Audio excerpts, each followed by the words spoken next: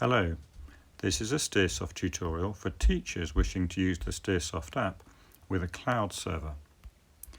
Here is the cloud server that I'm using as a demo. Use the forgot password link at the bottom and enter your email address. Your email address and account needs to have already been set up by your administrator. This does not set up your account. This just resets your password. Resetting the password generates an email with an activation code. In this email, you need three things. The first is your username. We'll need this to log in a while.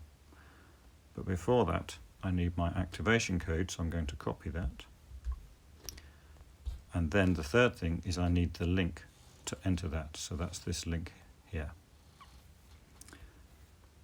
So the link automatically included my username above, demo3, but I need to paste in my activation code and I need to choose myself a password, which has to also include numbers, and repeat it. I'm doing this live, so it's not quite as fast as something that's sped up, but it's pretty quick anyway. Set password. So I've now activated my account and set a password. I could continue to the web pages, but this tutorial is about the app. So let's go to the app. Now I had to activate my account first because here in synchronization setup, I need to enter my username, the one in the email. That was the first thing in the email, demo3.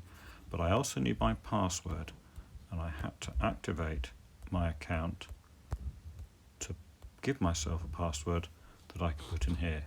Not your activation code here. You use your activation code on with the web link to set up your account and get a password, which you do then put here. So save that.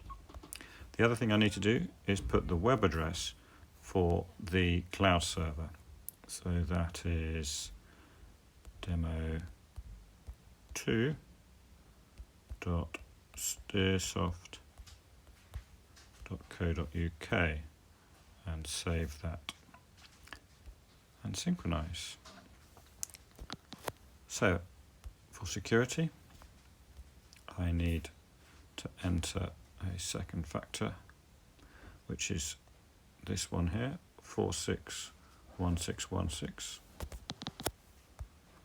461616. You only need to do that on the first thing, and then we need to set the synchronization type. I'm just tapping this at the top to cycle through, and what I want is server to iPhone because my data is currently on the server and I want to bring it to the iPhone. That's only for the first synchronization. Then it will drop back to doing synchronization, which is just changes in each direction. So there we go, press retry. And that's pretty much finished this tutorial because now I have all my data.